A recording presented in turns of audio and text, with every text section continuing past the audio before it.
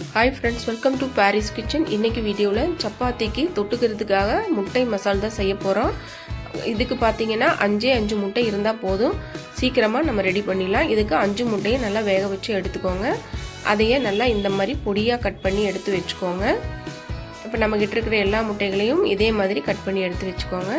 இப்போ நம்ம கடாய் வச்சுக்கலாம். கடாய் சூடானதுக்கப்புறமா கொஞ்சமாக ஆயில் சேர்த்துக்கலாம். ஆயில் சூடானதுக்கப்புறம் நம்ம வாசனை பொருட்கள் சேர்த்துக்கலாம். ஒரு பிரிஞ்சி இலை, 3 பட்டை, 4 கிராம்பு, 2 ஏலக்காய்.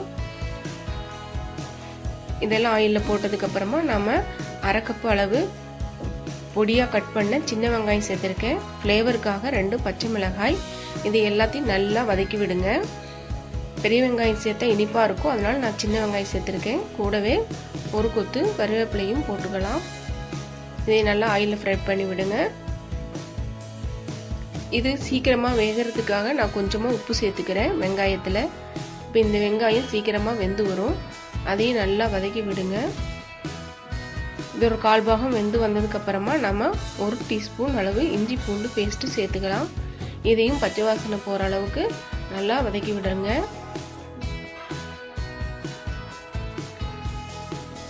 ஃப்ரெண்ட்ஸ், நீங்கள் இப்போ தான் நம்ம வீடியோ முதல் முறையாக பார்க்குறீங்கன்னா மறக்காமல் சப்ஸ்கிரைப் பண்ணிக்கோங்க. இப்போ பார்த்தீங்கன்னா ஒரு பழம் தக்காளி பழுத்ததாக நான் சேர்த்துருக்கேன். இதை நீங்கள் பேஸ்ட்டாக கூட அரைச்சி சேர்த்துக்கலாம். இது செய்கிறது ரொம்ப ஈஸி, மறக்காமல் நீங்கள் எல்லாரும் ட்ரை பண்ணி பாருங்கள். இப்போ அடுத்தது கொஞ்சமாக மஞ்சள்தூள், காரத்துக்கு தேவையான அளவு மிளகாய்த்தூள், கரம் மசாலா 1 ஸ்பூன் அளவு. இது எல்லாத்தையும் சேர்த்து நல்லா ஆயிலில் ஃப்ரை பண்ணி விடுங்க. இது நல்லா வெந்து வரட்டும் ஃப்ரெண்ட்ஸ். அதுக்காக கொஞ்சமாக தண்ணி சேர்த்து இதை ஒரு 5 நிமிஷம் வேக விடலாம். தக்காளி இந்த மசால் எல்லாம் ஒன்று சேர்ந்து வெந்து வந்தால் நம்ம மசால் ரெடி ஆகிடும். ஏற்கனவே முட்டையை நம்ம ஏற்கனவே வேக வச்சு எடுத்துருக்கிறனால அதிக டைம் எடுக்க தேவையில்லை.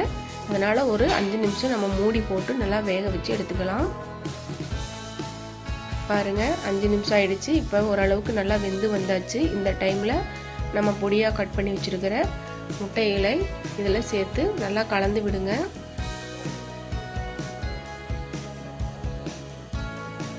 அடுப்பு கொஞ்சம் சிம்மில் வச்சுக்கோங்க, ரொம்ப தண்ணி சேர்க்க வேண்டாம்.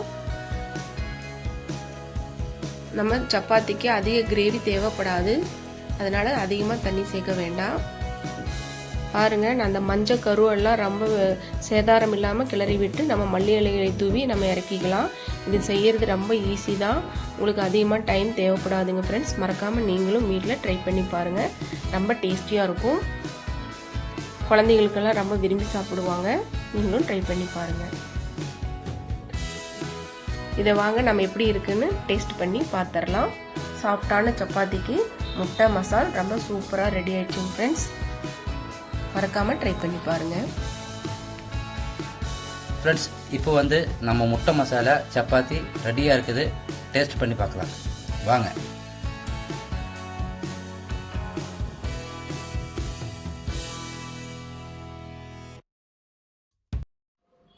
சூப்பராக இருக்குது ஃப்ரெண்ட்ஸ், வேறு லெவலாக இருக்குது. நீங்களும் இதே மாதிரி ட்ரை பண்ணி பாருங்கள். தேங்க்ஸ் ஃபார் வாட்சிங்.